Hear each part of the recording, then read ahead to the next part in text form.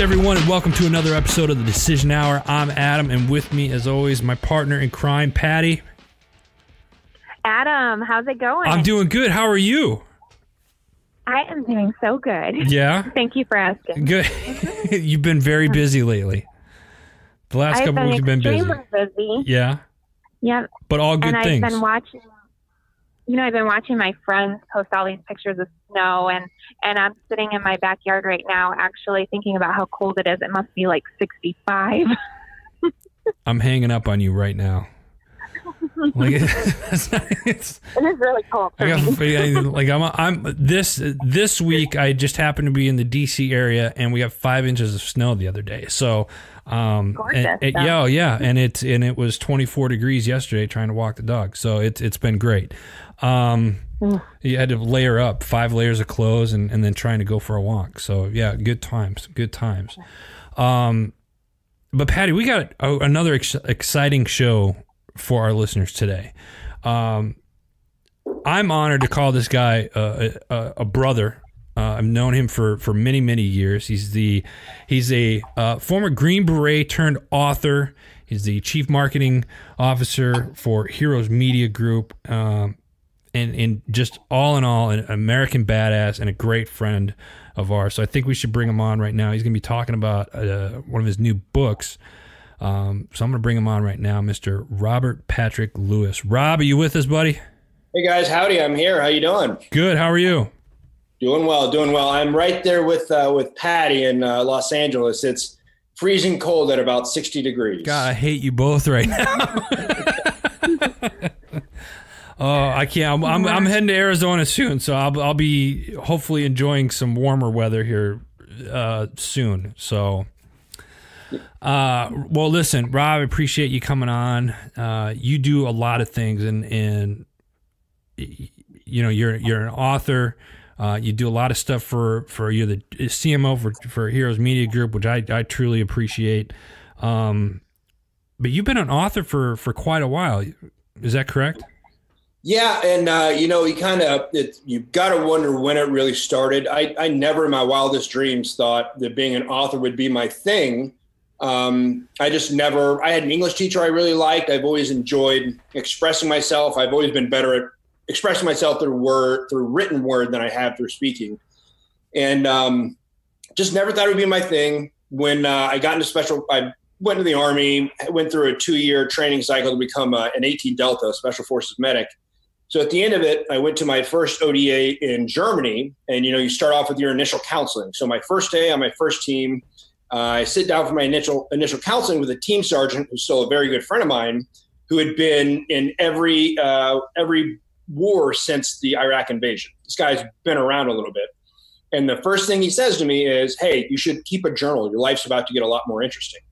And I heeded his word. So I actually started doing that. I started jotting down this crazy stuff that happened. And, I was in 1st Battalion, 10th Special Forces Group in Germany, which is one of those quick reaction teams, right? You've got 1-1 and 110 that split the globe, and something happens on the Eastern Hemisphere, 1-1, something happens in the Western Hemisphere, 110. So you're always on alert.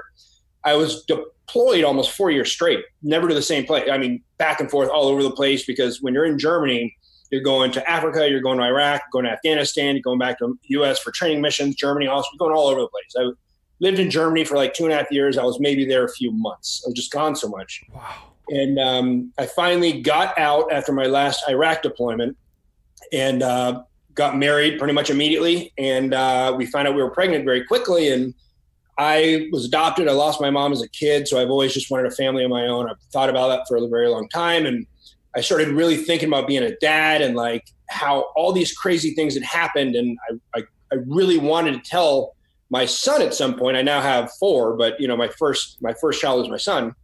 And I kept thinking, like, how do I tell my son about all these things that his dad and his dad and his brothers did?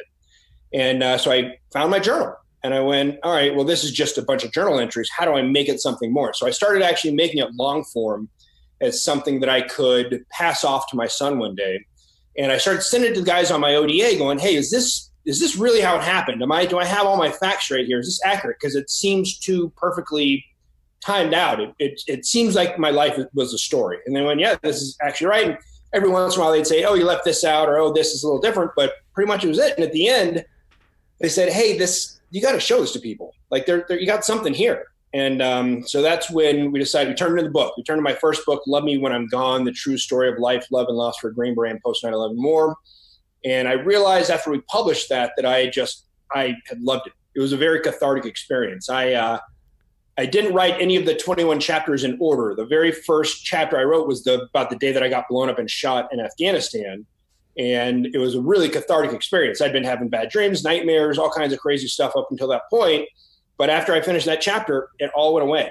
I mean, it was really? Amazing, cathartic experience. And I realized there was something to it. I started jotting down other ideas. And, as we sit here, I've got 22 other books outlined. I've got another book that'll be published at the end of this month. That's the second. I went from nonfiction to writing fiction. So this is the second in my fiction trilogy. And I love it. Now I walk around with note cards all day long, because I have to take down notes of all these ideas I get for storylines. Wait, hold on. Let me back up for a second. Did you say 20? You got the next 22 chapters or the next 22 books? Books, yeah. I have a very military kind of format that I use for writing a book, right? So every book that I've seen, I see a movie of it in my head. I either have the dream or I daydream a lot. I'm a very creative person. I was in a lot of gifted and talented and creativity special school classes when I was a kid that really focused on driving your creativity. I used to go to competitions as a kid for creative events, which is nuts. It's called the Wings program in Texas. And I'll see a dream, I'll have a daydream, or I'll see something that really sparks my brain. And a lot of this is in the news or something else. And as a Green Beret, you're taught to think of knock-on effects, right? So a lot of places we're in a country and we're the only U.S. ambassadors in the entire nation. I was on the first ODA into Niger, Africa. And you do something there, not only is there nobody close to help you if you get in trouble, but you can have some severe consequences as the only ambassador of the United States in an area. So we have to think of things in knock-on effects. If I do this, what happens next? And what happens after that? And what happens after that? And what are all the tertiary things that can happen as a result of this action that we take? So I see things in the news, or I see things in movies or books, or even hear a song, and it makes me start thinking, okay, where did this come from? Why did this happen? What is this a purpose for? Why is somebody doing this? Why did this happen? What happens next? What happens after that? How is that going to change the world and society as a result of this one action?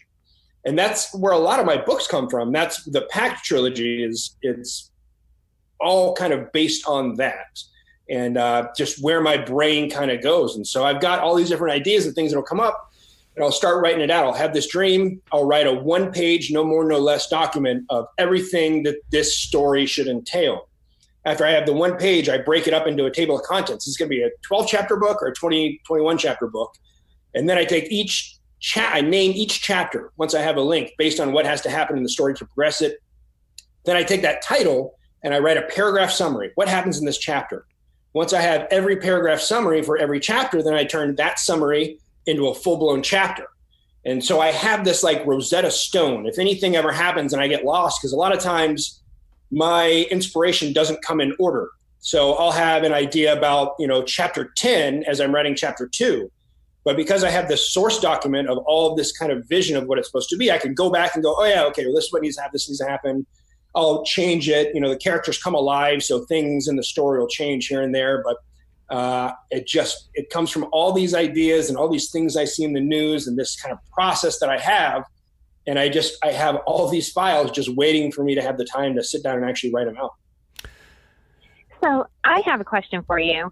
I love to write. I've been a writer ever since I can remember. I mean, come out of the womb writing, I guess. But I'm wondering if you've ever thought about writing a book with your tips on how other writers can maybe use some of your tips to teach people how to write with your crazy madness method, because I really love what I'm hearing.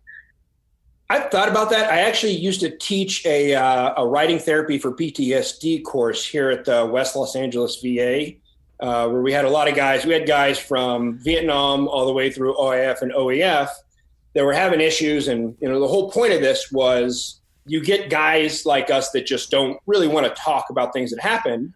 So the whole point of the class was, okay, we don't have to talk, but even writing this, it can be a cathartic experience. It's still, you get it out. It's just like, even if you don't want to talk, still writing it has the same kind of, it does the same help.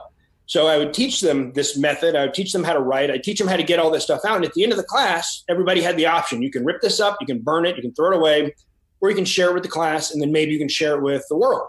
And so we had some people that I helped get it on websites, and some people put it out. Some people just wanted to burn it up, and they were just happy that it was kind of out. So I've used the process for that, but I have so many other books these stories that are inside of my head that, like, it's hard to explain, but they're fighting to get out.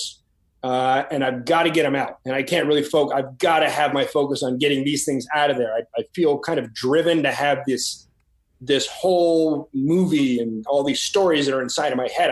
I've got to finish putting them on paper before I can really focus on other stuff. I can understand that. I struggle with that as well. I start so many books, and then I kind of end up getting stuck because I think, oh, there's so much. Like, where do you start? Where do you end? Where's the middle? So I can understand that. Well, I think that the process, man, having a process helps so much, because at any time you get lost, you can find your way by going through that initial one-page document. You go back, you read it, you kind of get reinvigorated, and you remember, okay, this is the point. This is the story. So where am I, and where do I create the roadmap to help finish this story? And by doing it in those chunks, and by, what's the best way to eat an elephant? One bite at a time, right? So you figure out everything to it and just break it up in these little pieces so it doesn't become overwhelming, because I'm not writing a book. I'm writing this chapter. I'm just focusing. It's one day at a time. I'm focused on this one part, getting this one piece of it out there, and then I'll connect the dots later. And I'll make sure everything really, really fits and meshes. And you write first and then edit later. But having that process always really helps you get in there and find your way. That's so cool. Absolutely. So, Rob, you mentioned the name of the book. The first one that you've written was called The Pact, correct? Well, the very first was nonfiction. It was Love Me When I'm Gone. That was a story about my time in SF and, Iraq, Afghanistan, Africa, Iraq again, just kind of all over the place. The second one, the fiction. So when I got done writing Love Me When I'm Gone, I had two different series I wanted to write. One was called The Pact, and one was called the Patriot series, right? Okay. So the Pact is based on an actual agreement with my ODA. We all were hanging out back in Colorado for a weekend. I brought my son up there to meet the team, and we had a few adult beverages and sat around the table late at night and started talking about what would happen if the U.S. was invaded, and just the fact that it's going to happen. Like, at some point, it has been. There have been enemy troops on the U.S. soil before. A lot of people just don't know that. But in World War II, we had saboteurs. We had troops that actually landed in Alaska, but it's just not highly publicized. Victor gets to write the history book, so a lot of people don't know that. Right. But based on our position as the hegemon, as the kind of holding dominion over the world, it's somebody's going to try to take a shot at some point. Just depends on who it is. It's not if, it's when. So we started talking about that, and we had guys around the table that, had 100 at least years of combat experience between them. And so we started talking, okay, so here's how we do invasions. How would it happen? Well, this is what we do. This is how we would start an invasion. So if we see these signals, we know that something's coming. Okay, what do we do if something's coming? Well, we need to have a place where we can come together and we can start the resistance. We can fight back. We can do what we need to do to protect our families and fight back against whoever it is that invades our land, our nation. Okay, who does that? Where do we do that? So Colorado is where most of our guys are from. There's a couple of us that are now spread across the country, but we have a place in Colorado where we all decided, okay, we will meet up here. Okay, what do we do from that point? And so we had this whole plan that we kind of set out. And about a month or two after that night, we all actually built out plans. Okay, here's the route I will take back to the place we're meeting in Colorado. Here's what I'll do. Here's how we know that it's coming. There is a packet from each of us with our route, with some of our people in Colorado, that how they know once we see these things happen, these guys will take this route to get here. It'll take them, how many, 24 to 72 hours to get here. If they're not here in 72 hours, we follow that route backwards to find them, right? So I started seeing all these things in the news. I started seeing all of our enemies starting to get very, very close, right? You had a natural gas pipeline deal between Russia and Iran. You had China and Russia becoming very close. China and North Korea becoming very close. Hezbollah starting to pop up a lot. And you start seeing all these connections, and it really hit me. All of our enemies are getting really, really close. Why? Why is this all of a sudden happening? And I started going logically in my head. Okay, well, they're all getting close. Why are they all getting close? They all are held together by their common enemy, the United States. So something's coming at some point. Maybe not now, maybe not tomorrow, but something's coming. So I sat down and started kind of writing that out, and that became the Pact, which is, it started as an actual agreement between my old ODA and I. And this is kind of my fictional progression of, if this happens and we have to put our plan into effect, what is the end result? And so the first book was basically the month after the invasion. So it starts, it follows this other trait of my life. I was an 18 Delta Special Forces medic. I wanted to go to medical school, but I had kids, and that just kind of changed my plans, right? Right. So the book follows this thing that I had gotten out of Special Forces, and I had actually gone on to medical school. I was a doctor. I'm in the OR, and all of a sudden these signals start coming, right? The internet goes down. The power goes down. All these different signals that we knew, if we were going to invade a country, this is what we would do. If we had to invade the U.S., I would take down the power grid, take down the comms grid, get rid of our satellites, basically not allow people to communicate, not allow the National Guard to be recalled. Like a blackout. Blackout, complete blackout, right? So we saw these different things. So the book follows me back to Colorado, and then it's the first month post-invasion. It's us linking up, it's us starting to fight back, and it's contained in Colorado.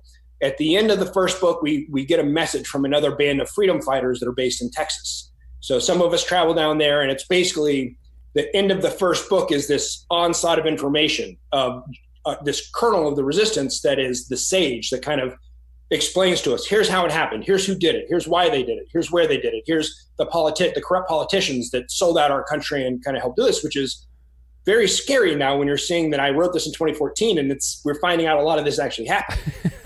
The second book, which comes out at the end of this month, is the next year post-invasion, right? So our team in Colorado has linked up with the freedom fighters in Texas.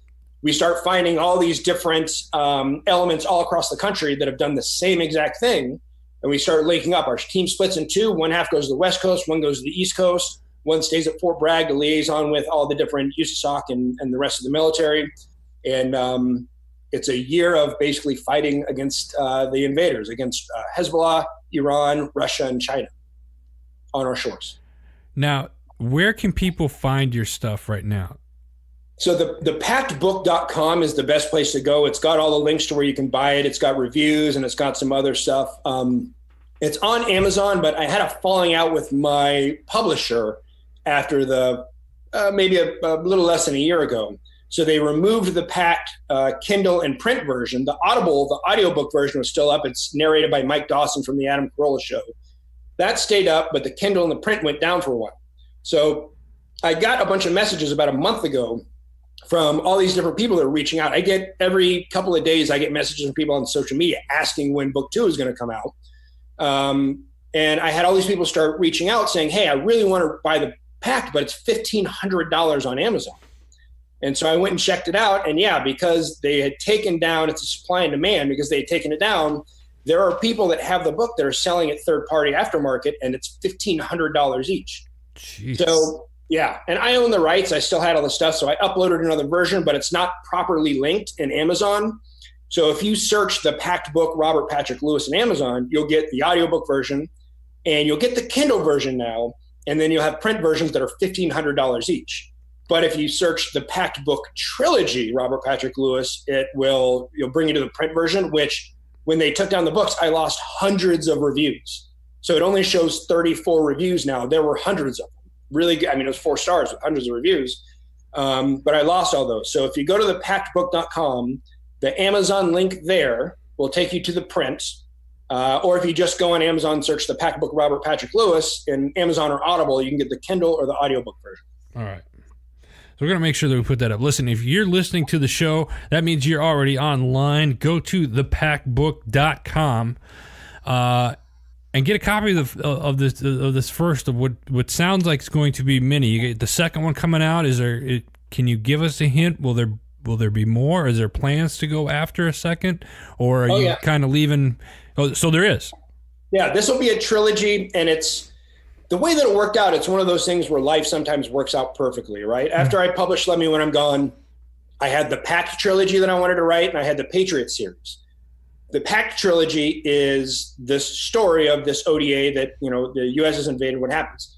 The Patriot series is more of a Tom Clancy single spy assassin kind of, and I've already got 10 books outlined for that series.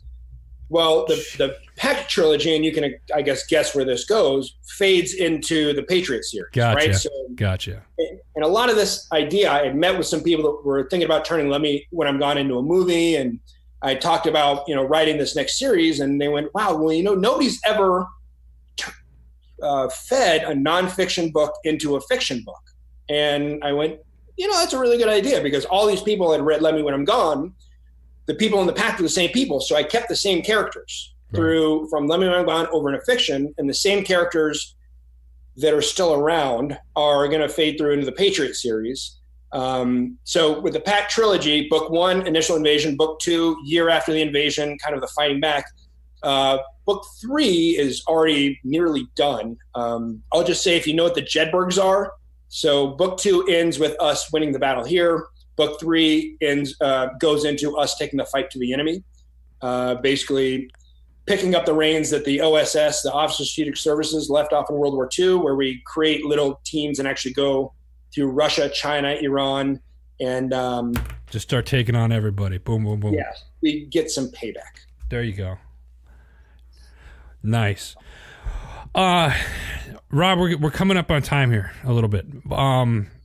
And before I let you go, there's another thing that you're doing right now that you've recently started, called the Intel Shed. It's a show, podcast, live YouTube that people can watch. You want to tell the listeners a little bit about that?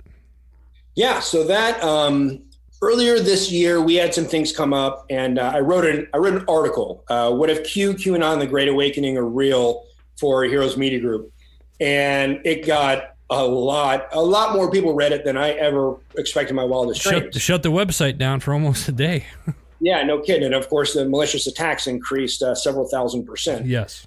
And but a good product of that, number one, a lot of people got to read and understand. I did several months of research into that, and sourced a lot of stuff, open source news that'll kind of show people like, hey, this is not fiction. This is real. It just so happens that it tied in so closely with this fiction trilogy I started writing in 2014 based on all these things that I had seen going on in the world.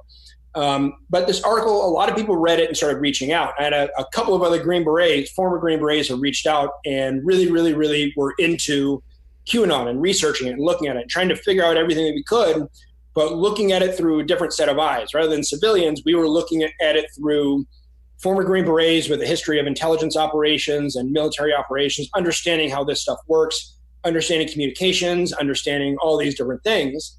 And so one of these former Green Berets and I went, okay, well, there's a lot of people on YouTube and Twitter and everywhere else that are doing a lot of research and things QAnon's putting out, but they're all looking at it through the eyes of civilians. They don't really, there's a huge piece of it they're missing. And so he and I went, okay, well, you and I have that. You and I are really into this. You and I do a lot of research. We both have the gift of communication through writing and through speaking. We need to start a show. And so we did our first one halfway through December. And then I traveled. We both have big families. So the rest of December, we only had the one. We just did our other one on Monday. We're going to start doing multiple shows a week and just kind of going down current events, cues, drops, places that are, you can see proofs that this is reality. Wiggins is the pseudonym of my co-host. He just wrote another article on HMG called Q Analysis, Military Intelligence Analysis on the Validity of All Options Regarding Q. And it's kind of that. It's former Green Berets with experience in intel looking at all this stuff through our lens and helping people kind of understand, number one, like there's something going on most people don't know about, and showing all these different Q proofs and helping people understand all these different threads and kind of everything as we see it through our eyes.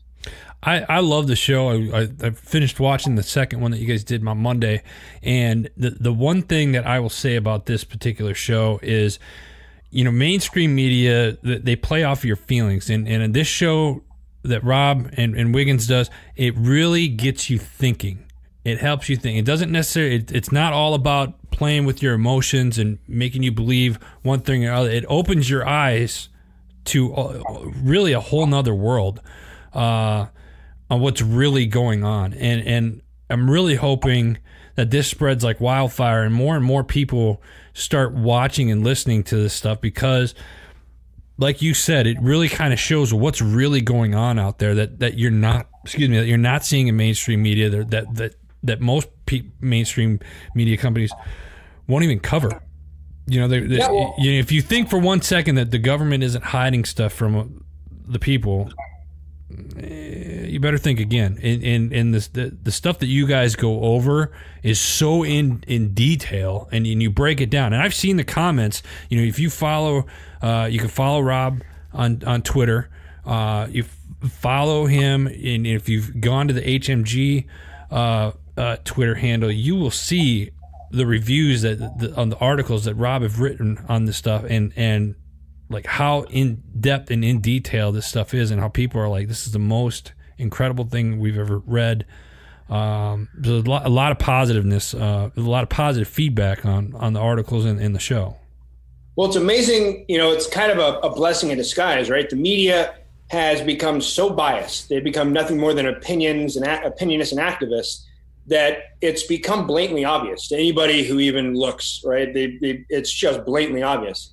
And so now it's opened the opportunity for a lot of other called alternative media, right? Other people that have picked up the torch and gone, hey, okay, you guys have made it obvious this is nothing more than narrative spinning from you, and it's all opinion, and you're not actually doing any real investigation or anything you don't want people to know about.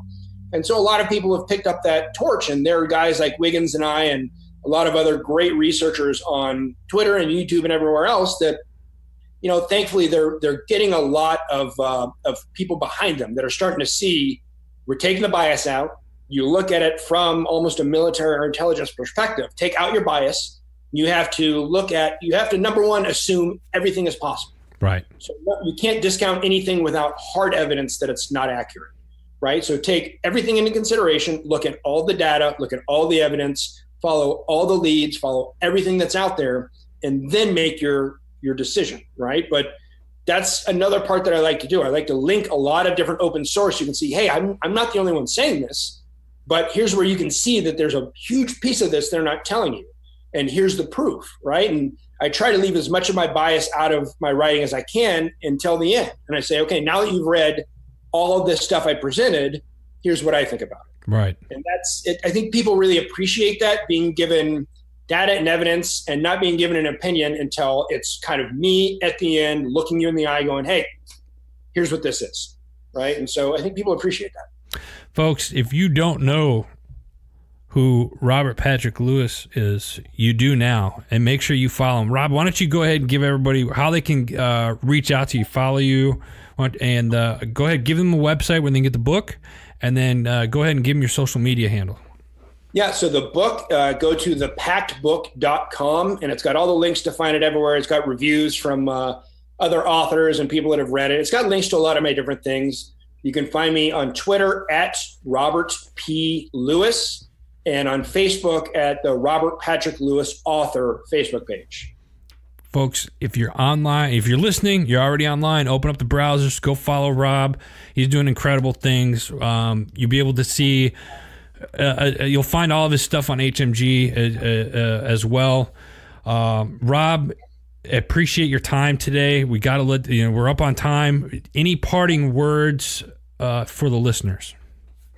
Just keep your eyes and ears open. There's a lot of very interesting things going on in the world right now. The world is changing. Don't swallow anything without evidence, right? When you see a narrative being spun, do some research and look to people that have been doing real research, because the world is a very interesting place right now, and it's a shame to be ignorant of reality. Absolutely. Brother, we appreciate you. Hey, thanks, brother. Hey, listen, folks, that's all the time we have today. But before we let you go, make sure you check out our network sponsor, Heroes Media Group. Check out all the shows and all the great articles And if you want to become part of the HMG family, simply go to www.heroesmediagroup.com. Send us an email. We'll get in touch with you. That's all the time we have. For Patty, I'm Adam. You've been listening to The Decision Hour.